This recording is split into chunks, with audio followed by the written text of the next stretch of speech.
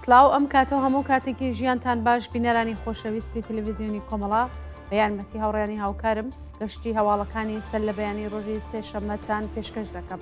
سەرەتا سەردەری گرنگترین هەواڵەکان.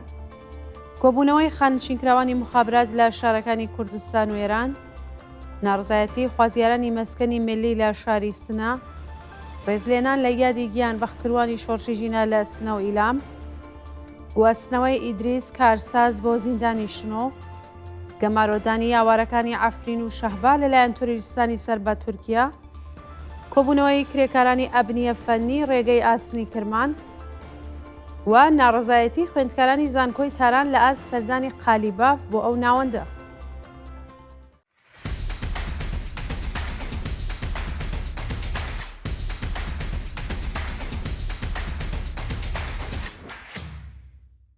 کۆبوونەوەی خانشینکراوانی مخابرات لە شارەکانی کوردستان و ئێران ڕۆژی دووشەممە 12 سەرماوەزی 1403 خانشینکراوانی مخابرات لە شارەکانی کوردستان و ئێران بە پێی ڕەواڵی هەر هەفتە دژ بە جێبەجێ نەکردنی داخوازیەکانیان خۆپیشاندانیان کرد. خانشینکراوانی مخابرات لە شارەکانی سنە، ورمێ، کرماشان، بیجار، مەریوان، ڕەشت، تەورێز، ئسفەهان، ئەهواز، خوڕەماوە، بروجێرد، ئەردەبیل، ساری، تاران و چەند شاری دیکە بە کۆبوونەوە لە بەردەم شێرکەتی مخابراتی شارەکانیان لە ئاست دۆخی خراپی مەعیشەتی ناڕزایەتیان دەربڕیوە. خانشینکراوان لە کۆبوونەوەی ڕۆژی دووشەممەدا خوازیاری زیادکردنی حەقدەست بە پێی ڕێژەی هەڵاوسان، پێدانی مەزایە بڕاوەکان، هاوسانسازی حەقدەست، دابینکردنی بیمەی دەرمانی و چاکسازی لە ژیان و مەعیشەتیان بوون. ناڕزایەتی خوازیارانی مەسکەنی ملی لە شاری سنە ڕۆژی دووشەممە 12 سەرماوەز خانشینکراوانی مەسکەنی ملی لە شاری سنە بە کۆبوونەوە لە بەردەم ئیدارەی ڕێگە و شارسازی خوازیاری جێبەجێکردنی داواکاریەکانیان بوون. خوازیارانی مەسکەنی ملی شاری سنە بە داخستنی ڕێگەی هاتوچۆی ئیدارەی ڕێگەوبان خوازیاری ڕوونکردنەوەی چارەنووسی خانووەکانیان بوون. بەوتەی ناڕازیان دەوڵەت بە بیانووی دروستکردنی خان و پارێکی زۆری لیان وەرگرتووە و ئێستا داوای پارەی زۆرتر دەکات. خوازیارانی مەسکەنی ملی لە ئۆستانی کوردستان دەڵێن پارەیان نییە و لەبەر نەدانی بەڵگەنامەی زەویەکانیان ناتوانن وامی بانکی وەربگرن.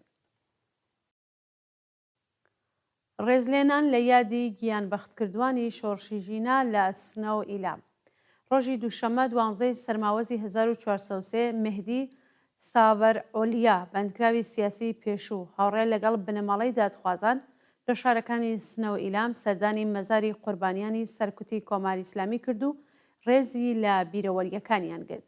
مهدی ساڤەر ئۆلیا ماوەی چەند ڕۆژە هەڵمەتێکی لەژێر ناوی پشتیوانی لە بنەماڵە دادخوازەکانی ئێران دەست پێ کردووە و ڕۆژی دووشەممە ئەو چالاکە مەدەنیە سەردانی بنەماڵەی کۆمەڵێک لە گیان بەختکردوانی شاری سنەی کرد و پێکەوە مەزاری ئازیزانیان گوڵباران کرد.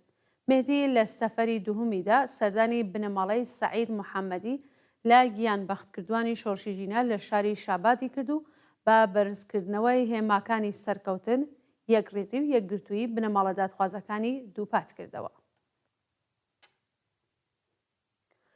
گواستنەوەی ئیدریس کارساز بۆ زیندانی شنۆ.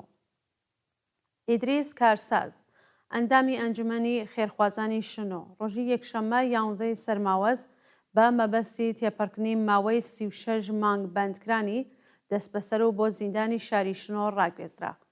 ئیدریس کارساز هاوڕێ لەگەڵ 4 چالاکی مەدەنی دیکەی خەڵکی شنۆ مانگی خاکلێوەی ساڵی 1403 لەلایەن هێزانامنیەتیەکانەوە دەست بەسەر و پاش تەوابوونی قۆناغەکانی لێپرسینەوە مانگی گەلاوێژی هەمان ساڵ بە دانانی وەسیقەی 600 ملیۆن تمەنی لە زیندان ئازادکرا. ناوبراو مانگی ڕەزبەری ئەمساڵ بە تۆمەتی ئەندامەتی لە یەکێک لە حیزبە نەیارەکانی ڕژیم بە 36 مانگ زیندان مەحکوم کرا. کۆچکردنی سامان یاسین بۆ دەرەوەی وڵات. سامان سەیدی ناسراو بە سامان یاسین هۆنەرمەندی ناڕازی و بەندکراوی سیاسی پێشوو کە لە سەردەمی شۆڕشی ژینە دەست بەسەرکرا بوو پاش ئازادی لە زیندان بۆ دەرەوەی وڵات کۆچی کردووە. سامان یاسین هەشتی ڕێزبەری ساڵی 1401 لە ڕەوتی ناڕزایەتیەکانی شاری کەرەج دەست بەسەر و سەرەتا بە محارەبە تۆمەتبەر و بە ئێدام مەحکوم کرا. ڕۆژی 2 گوڵانی 1403 حکمی ئەدامیە و بەندکراوە لە دادگای پێداچوونەوە بۆ 5 ساڵ زیندان و دوورخستنەوە بۆ زیندانی شاری بابەک لە پارێزگای کرمان گۆڕدرا. ناوبراو بەهۆی ئەو ئەشکەنجە و ئازارانەی لەلایەن هێزەکانی حکوومەتەوە دیتبووی، دووجار ڕەوانەی نەخۆشخانەی دەرونی کراو و بەهۆی پێدانی زۆرە ملەی دەرمانی نەناسرا و دۆخی تەندروستی تێکشوو. ڕۆژی چوارشەممە 2 خەزەڵوەری 1403 ئەو بەندکراوە سیاسیە بە دانانی وەسیقەی قورس لە زیندان ئازاد و مەرەخەسی دەرمانی پێدرا. لە ڕۆژانی ڕابردوودا سامان بۆ دەرەوەی وڵات کۆچی کردو، ئێستا لە شوێنێکی ئامندایە. گەمارۆدانی ئاوارەکانی عەفرین و شەهبا لەلایەن تۆرۆریستانی سەر بە تورکیا. پاش هێرشی بەرینی تۆرۆریستانی سەر بە دەوڵەتی تورکیا بۆ سەر تەلڕەفعەد و شەهبا لە کانتۆنی عەفرین، هێزەکانی ڕزگاری عەفرین بڕیاری چۆڵکردنی ئەو دوو ناوچە و گواستنەوەی خەڵکی مەدەنیان بۆ ناوچە ئارامەکان داوە، بەڵام لەلایەن تۆرۆریستانەوە گەمارۆ دراون و لە دۆخێکی سەختدان. بەوتەی ڕوانگەی سووری بۆ مافەکانی مرۆڤ، دەیان هەزار کەس ئاوارە لەسەر ڕێگای حەلەب گەمارۆ دراون و پێویستیان بە یارمەتی مرۆیی هەیە. وتەبێژی هێزەکانی سووریای دموکراتیش ڕایگەاندووە کە بە مەبەستی پاراستنی گیانی خەڵکی مەدەنی، خەڵکێک وتوێژ لەگەڵ لایەنە پەیوەندیدارەکان و دەیانەوێت ڕێگایەکی ئەمن بۆ گواستنەوەی ئاوارەکان بۆ باکوور و ڕۆژهەڵاتی سووریا بدۆزنەوە. بەپێی دوایین زانیاری لە هێرشی تۆرۆریستان بۆ سەر ئاوارەکانی عەفرین، 3 کەس سەریان بڕدراوە و چەند هاوڵاتی دیکە بریندار بوون. لایەکی دیکەوە هێزەکانی سووریای دموکراتیک لە گەڕەکەکانی ئەشرەفیە و شێخ مەقسوودی حەڵەب بڕیاری بەرخۆدانیان دەرکردووە و داوایان لە خەڵکی ناوچەکانی دیکە کردووە بچن بەهانایانەوە و یارمەتیان بدەن تاکو گەمارۆی سەر ئەو دوو گەڕەکە بشکێنن. کۆبوونەوەی کرێکارانی ئەبنیە فەنی ڕێگەی ئاسنی کرمان. ڕۆژی دووشەممە 12 سەرماوەزی 1403 کرێکارانی شاغڵ لە بەشی ئەبنیە فەنی ڕێگەی ئاسنی کرمان دژ بە نەدانی داخوازیەکانیان کۆبوونەوە.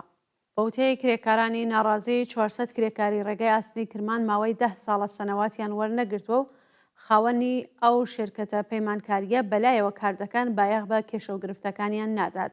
هەرچەند بەرپرسانی پارێزگای کرمان بەڵێنی جێبەجێکردنی داخوازیەکانیان داوە، بەڵام ماوەی 3 هەفتەیە کرێکاران چاوەڕێی پێدانی سەنەوات، پاداشت و حەقدەستە دواخراوەکانیانن.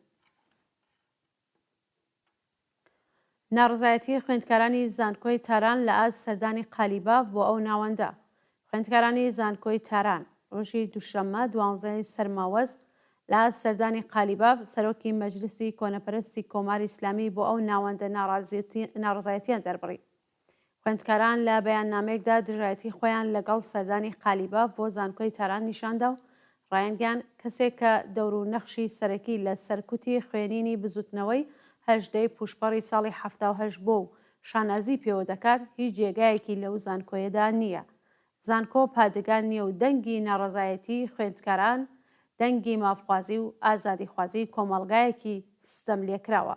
ئێمە ڕێگە نادەین سێبەری جنایەتکاران بەسەر زانکۆدا بکەوێت. قالیباف نوێنەری خەڵک نییە، ئەو نوێنەری سەرکوتە. زانکۆ زیندووە، خوێندکار وشیارە و داوای ئازادی ڕادەربڕین و دادپەروەری دەکات. سەپاندنی کەژوهەوای ئەمنیەتی بەسەر زانکۆی ئازادی تاران. بە دوای ناڕزایەتی ئاهۆ دەریایی لە ئاز حجابی جباری، ڕژیمی سەرکوتگەری ئیسلامی کەشوهەوای ئەمنیەتی توندی بەسەر زانکۆی ئازادی تاراندا سەپاندووە. بەپێی راپۆرتی پەخشان ئەمیر کەبیر، هێزە ئەمنیەتیەکان لەبەر دەرگای چوونەژوورەوەی زانکۆدا ڕاوەستاون و پێڕێزی و سوکایەتی بە خوێندکاران دەکەن. هەروەها ئۆتۆمبیلەکانی حراست بەردەوام لە نێو مەحوەتەی زانکۆدا دەسوڕێتەوە و ڕێگە لە کۆبوونەوەی 2 بۆ 3 کەسی خوێندکاران دەگرن. سەپاندنی سزای 30 ساڵ زیندان بەسەر 2 بەندکراوی سیاسی ژن لە چاران. مەرزیە فارسی و فەرۆق تەقیپور، 2 چالاکی سیاسی ڕاگیراو لە زیندانی ئێڤین لەلایەن دادگای ئینقلابی ئەو شارە بە شێوەی غیابی هەریەکە و بە 15 ساڵ زیندان مەحکوم کراون.